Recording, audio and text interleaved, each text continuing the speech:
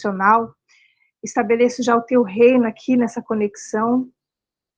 Senhor, eu peço que o Senhor fale, Senhor, através da minha boca, toque nos meus lábios, Senhor, para que tudo que for dito aqui seja conforme a sua autorização. Paizinho querido, que a tua palavra encontre um solo fértil, um solo preparado para que a semente possa germinar, crescer e dar frutos. Que somente a verdade seja dita, Pai.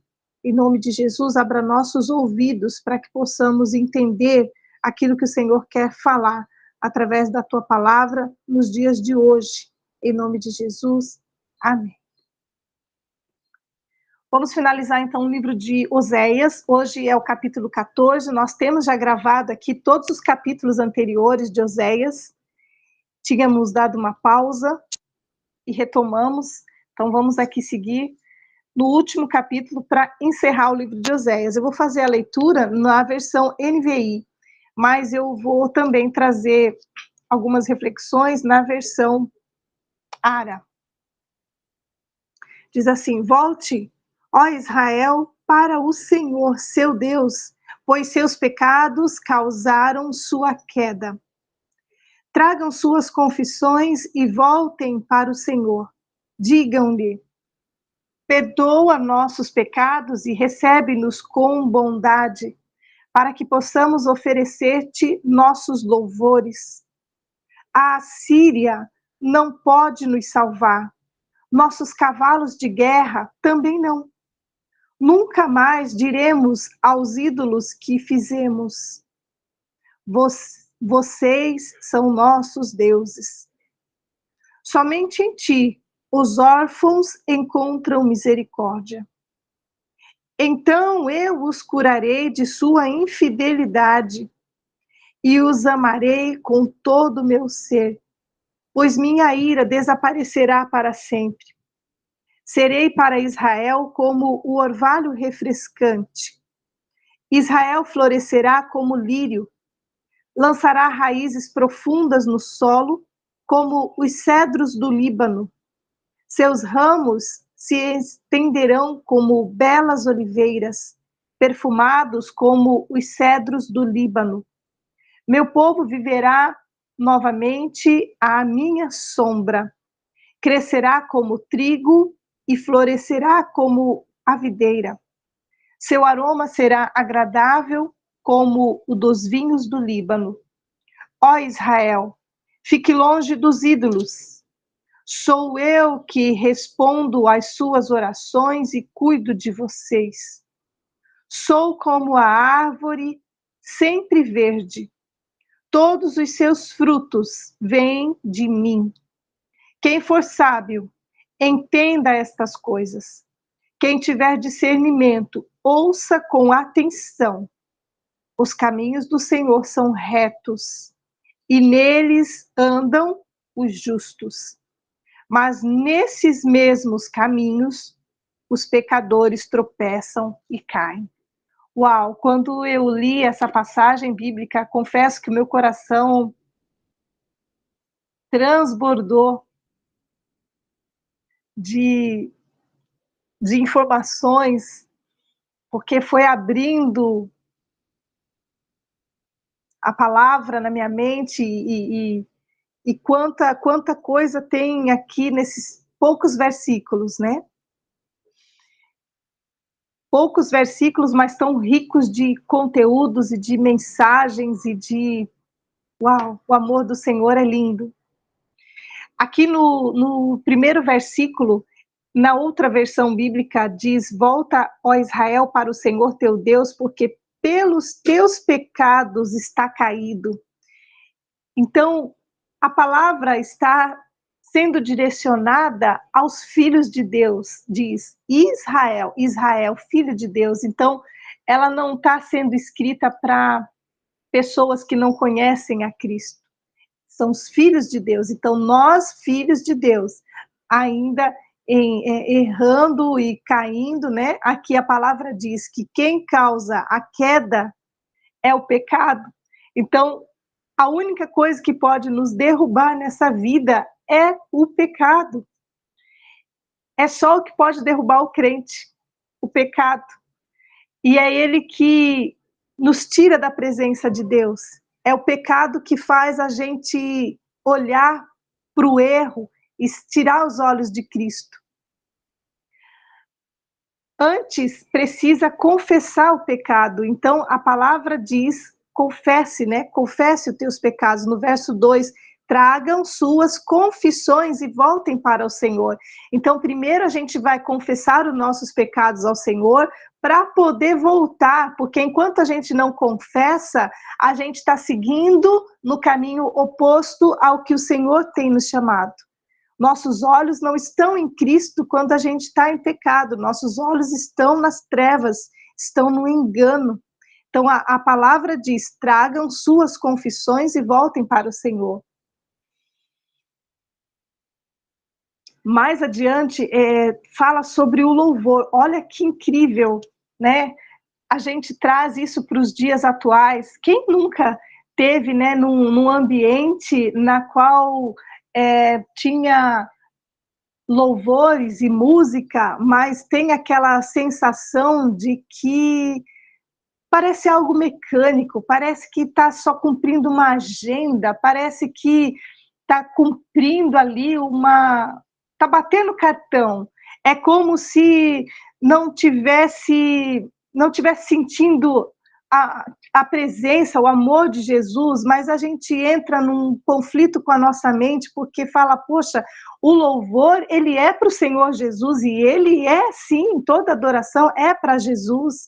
As palavras entoadas são a palavra de Deus em adoração a ele, mas a palavra nos diz aqui, perdoa nossos pecados e recebe-nos com bondade, vírgula, diz assim, olha, para que possamos oferecer-te nossos louvores. Então, se os nossos pecados não estão perdoados, se não foram recebidos, se o nosso pedido de perdão, a nossa confissão, nosso arrependimento não foi colocado aos pés do Senhor, como que nós vamos oferecer os nossos louvores? A palavra é muito clara, dizendo, para que possamos oferecer-te nossos louvores. No verso 2, isso está escrito. Na outra versão, diz assim, tende convosco palavras de arrependimento e convertei-vos ao Senhor. Dizei-lhe, perdoa toda a iniquidade, aceita o que é bom e, em vez de novilhos, os sacrifícios dos nossos lábios. Quantas vezes pessoas oferecem sacrifício ao invés de adoração? Essa coisa mecânica, essa coisa de estar cumprindo a agenda, mas sem arrependimento, está ali por engrandecer-se ou por querer se aparecer e não está ali para realmente adorar ao Senhor. E a adoração precisa ser íntegra, a adoração precisa ser de pessoas que têm conhecimento do seu pecado, se arrepende dos seus pecados. Então, a palavra diz que isso é uma condição para que o louvor possa ser aceito. Perdoa nossos pecados e recebe-nos com bondade. No verso 3, a palavra fala a respeito da Assíria e dos cavalos, né? Os cavalos, isso mesmo, Deus não aceita, já sumiu ali, sacrifícios. A palavra diz, a Assíria já não nos salvará, não iremos montados em cavalos e não mais diremos a obra de nossas mãos, tu és o nosso Deus. O Egito, ele era uma grande potência, então quanto mais cavalos, quanto maior o número de cavalos, maior era o potencial financeiro. Então, o potencial, o poder das pessoas estavam relacionados com a quantidade de bens, com a quantidade de cavalos, com o poder ali, a idolatria, né? A Síria representa idolatria, Egito representa pecado, idolatria, né? Cavalos, então é um número de cavalos, o tamanho do exército, o tamanho do poder. Então a palavra diz que o poder que está em nossas mãos, ele não significa nada, nada, nada, nada, nada. O que pode nos remir de todo pecado é somente o nome de Jesus, somente o sangue de Jesus. A palavra diz que não podem nos salvar. O nosso dinheiro, a nossa condição, a nossa potência não pode nos salvar, independente, até pessoas que a gente tem muita proximidade, né, por causa dos nossos pastores, em relação à parte cultural da Europa, onde as pessoas que têm um alto poder aquisitivo, elas não sentem necessidade de estar com Deus, porque acham que o dinheiro pode comprar tudo. Mas a palavra diz que a Síria não pode nos salvar, o pecado não pode nos salvar, o dinheiro não salva ninguém. Não adianta dizer, né, a seus deuses, ao seu poder aquisitivo, não adianta, somente Deus pode nos salvar.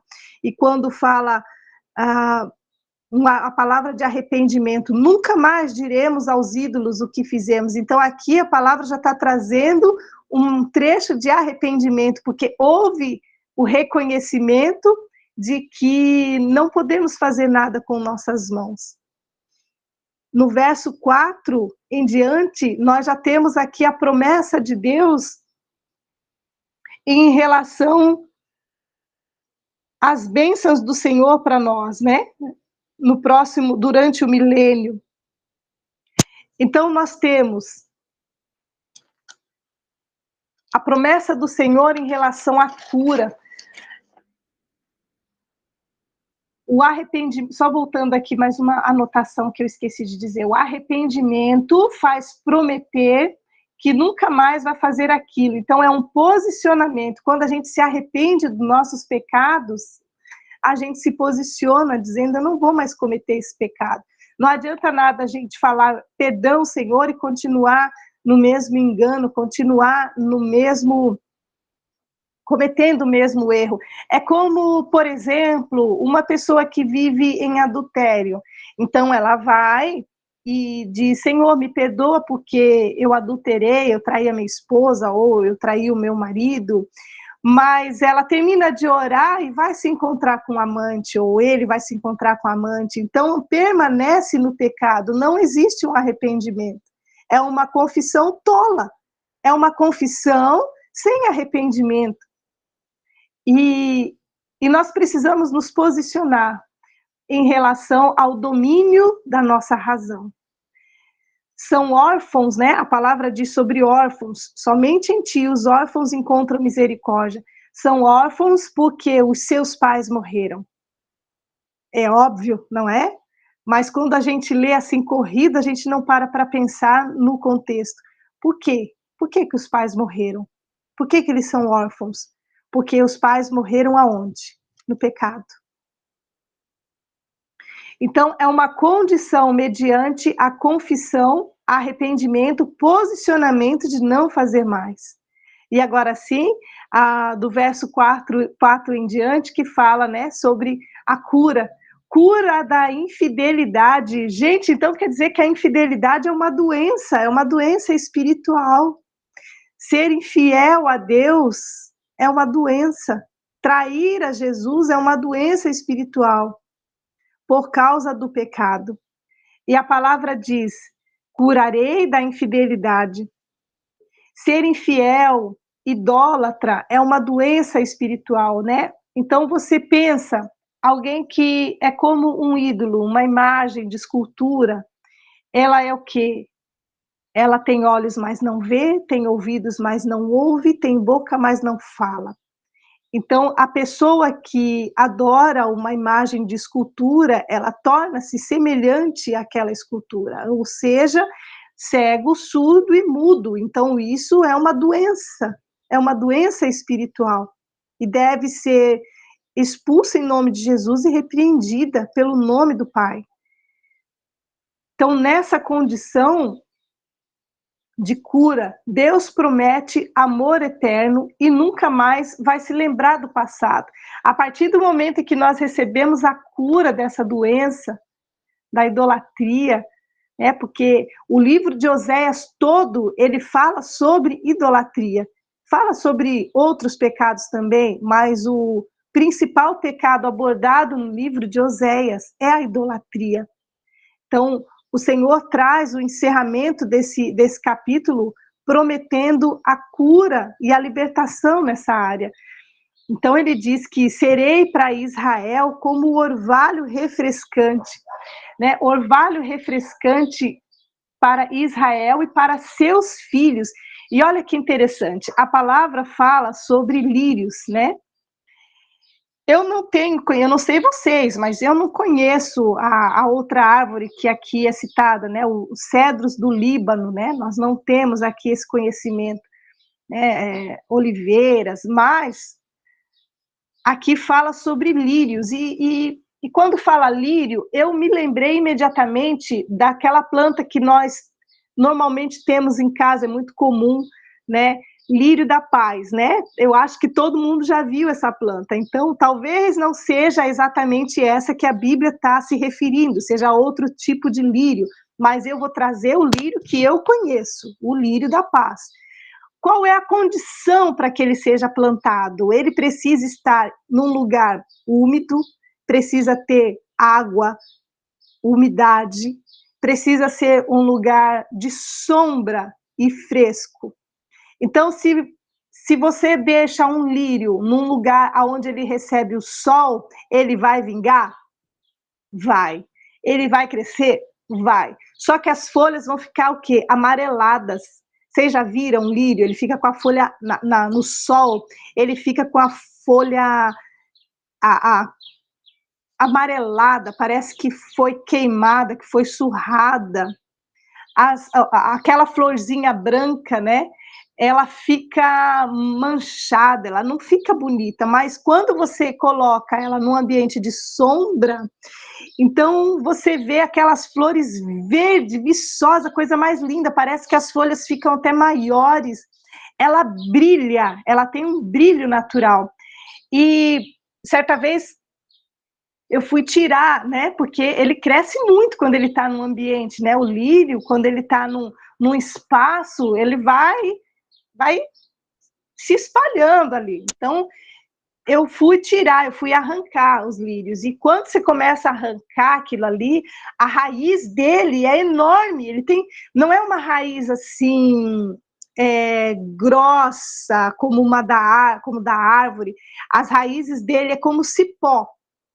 Então, você vai arrancando e, gente, não termina nunca aquela raiz. Você vai tirando e quanto mais você tira, mais raiz tem. E ele tem umas batatas também, né? Então, quanto mais você tira, mais raiz ele tem. E a palavra traz para nós a referência do lírio como Israel florescerá como lírio, lançará raízes profundas no solo. E é exatamente isso, a raiz é profunda. Qual que é a nossa raiz? A nossa raiz é a palavra de Deus. E qual é o nosso alimento? Aqui diz, no verso 5, como o orvalho refrescante. Então, um lírio, para que ele seja lindo, viçoso, com raízes profundas, ele precisa ter o orvalho refrescante. O que é esse orvalho? É o Espírito Santo. Então, a Bíblia nos traz essa clareza, essa riqueza de detalhes que me deixou assim encantada, né? No sentido de, uau, que coisa linda!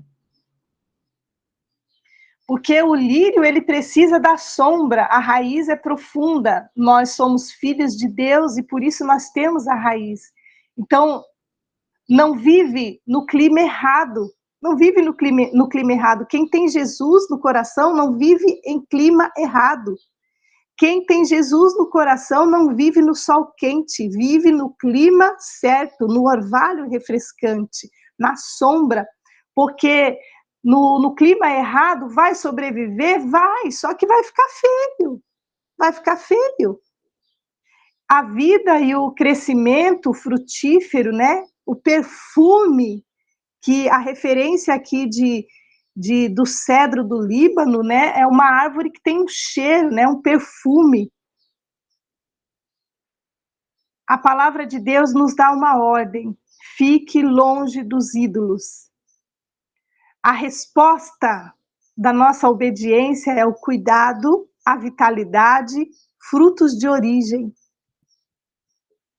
A retidão dos justos e o tropeço dos pecadores no mesmo caminho. Olha, essa anotação se refere aqui ao último versículo. Olha que interessante.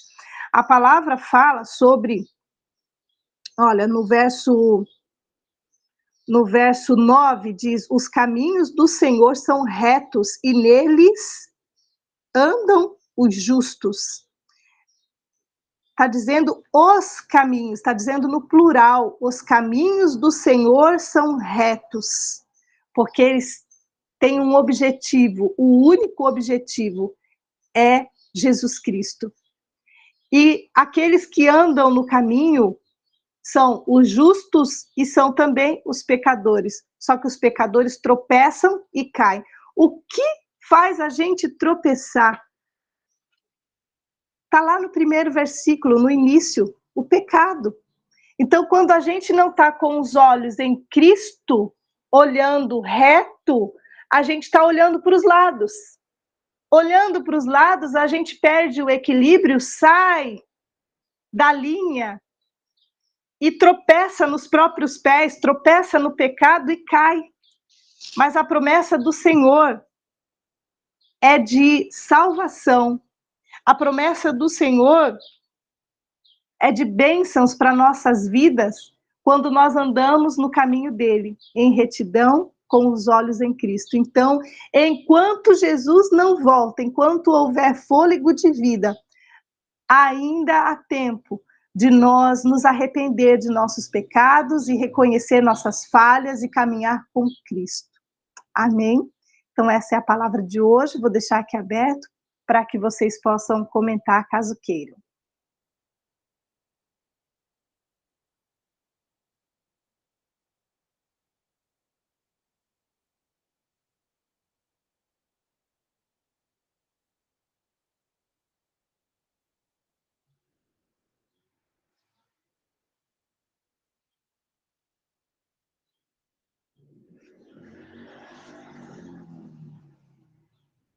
Amém. Então, vamos encerrar esse estudo bíblico.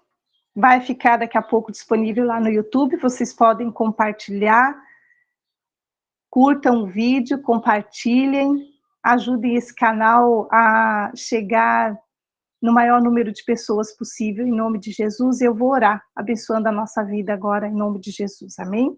Senhor, aqui está a tua palavra foi lida nessa tarde. Eu peço que o Senhor faça frutificar cada semente lançada. Nós falamos de ti, nós entregamos, mas quem vai dar o crescimento é o Senhor. Então, eu peço que a tua água esteja alimentando cada coração, cada alma aqui presente, aqueles que vão escutar depois. Nos ajude, Senhor, a reconhecer os nossos pecados, que o teu Espírito Santo nos convença do pecado, para que possamos voltar para o caminho de retidão e, segurando em tuas mãos, com os olhos em ti, nós possamos seguir para o alvo, que é a salvação, que é a nova Jerusalém, que nossos corações estejam arrependidos de nossos pecados, porque nós erramos, Senhor. Eu peço perdão, Pai, intercessoriamente, pela tua igreja, Senhor. A tua igreja que tem entrado em lugares de idolatria, Pai. Eu te peço perdão e que o teu Espírito Santo traga o convencimento para que teus filhos tenham tempo, Senhor, de se arrepender dos seus maus caminhos, para que teus filhos tenham tempo, Senhor, de reconhecer que só o Senhor é Deus, e que nós somos abençoados porque o Senhor, a tua misericórdia nos alcança, não é por causa de ídolos, por causa de imagens, não é por causa de promessas fúteis, é por causa do teu amor que nós somos salvos, Pai. E quantas vezes a tua igreja tem colocado o milagre vinculado a objetos, a ídolos, a situações, ao invés de colocar somente em ti. Então, abra nossos olhos para que nós possamos ver o teu agir e reconhecer que só o Senhor é Deus. Perdoa os pecados da tua igreja, perdoa os pecados, Senhor, da cidade de Navegantes, Pai, o pecado da idolatria, Senhor, que tem subido, Senhor, como um fedor, Pai, insuportável. Jesus, eu te peço que esses pecados sejam perdoados, Senhor, não coloque sobre nós a tua ira. Ao contrário, abra os nossos olhos, abra os olhos desta cidade, para que seja compreendido que só o Senhor é Deus. Eu peço, Senhor, que tudo aquilo que te desagrada seja queimado pelo poder do teu nome. Manda o teu fogo, Senhor, para queimar tudo aquilo que te desagrada. Destrua, Senhor, todos os altares de idolatria.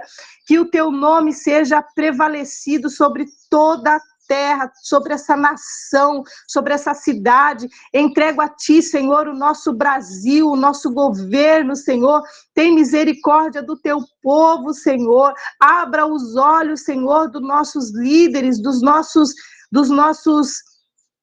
representantes no governo, Pai, para que eles possam se arrepender de seus pecados, Senhor. Não coloque sobre os justos a culpa do pecado do povo que não quer te enxergar, não quer te adorar, Pai. Ao contrário, abra os olhos para que haja arrependimento. Senhor, que essa nação possa estar rendida aos teus pés. Eu agora cancelo em nome de Jesus todo o altar que foi levantado de idolatria, todo o altar que foi levantado na cidade de Navegantes, no estado de Santa Catarina, no Brasil. Senhor, eu peço que o teu sangue seja derramado sobre essa nação. Senhor, que o teu altar seja estabelecido sobre nossos corações e que possamos reconhecer que só o Senhor é Deus. Só o Senhor é Deus, que a gente possa gritar e orar em uma só voz, que só o Senhor é Deus. Em nome de Jesus, Pai, eu te louvo e te glorifico. Amém, Pai. Amém, Jesus. Amém. Deus abençoe.